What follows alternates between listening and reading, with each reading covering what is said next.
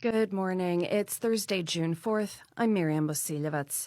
Tenants in Fort Simpson are calling for rent increase limits to be implemented across the Northwest Territories after experiencing a hike of more than 30% in their monthly fees.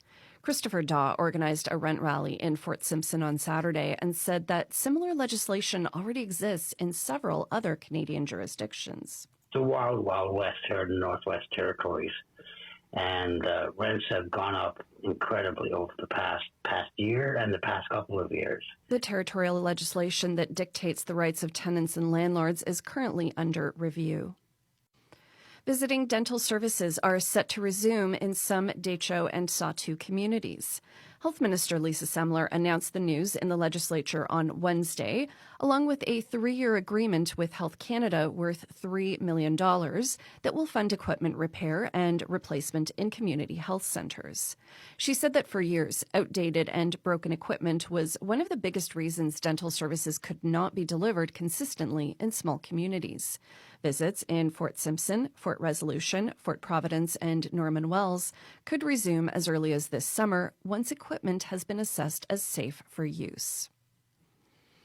Shortcomings with the NWT's response to information requests have long been documented. A new report is shedding light on what some public employees believe are the issues.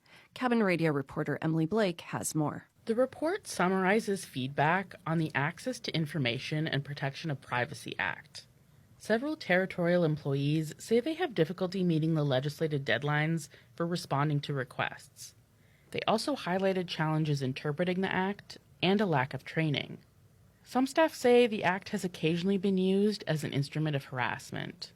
Interviewees recommended changes, including expanding timelines and increasing fees. The Territory's Justice Department says the feedback will inform its review of the Act. You can read more on Cabin Radio's website.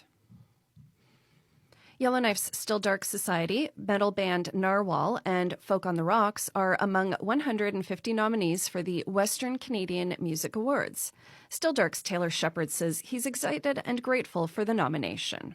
But it really just kind of reaffirms for us at least that the work that the festival is doing within the past 2 years is pretty relevant, not just in a local context, but also on a more national level. The awards will be held later this fall in Victoria. And track and field is underway in Hay River. After a wet start last year, Wednesday's events took place in bright sunshine under a cloudless sky. That's a relief for volunteer coordinator Diane Papineau-McGill. It kind of sets the tone for the rest of the meet. Last year we started out in, I think it was 9 degrees and pouring rain. It was yucky, but we did it anyway. More than 100 volunteers are helping this year, with athletes from more than a dozen communities competing. Your weather forecast for today: Yellowknife 20 and sunny, Inuvik 2 degrees with snow or rain, Norman Wells 23 with a chance of showers, Hay River 17 and mainly cloudy, Fort Smith, high of 22 and mainly cloudy, and Fort Simpson, 27 today and mainly sunny.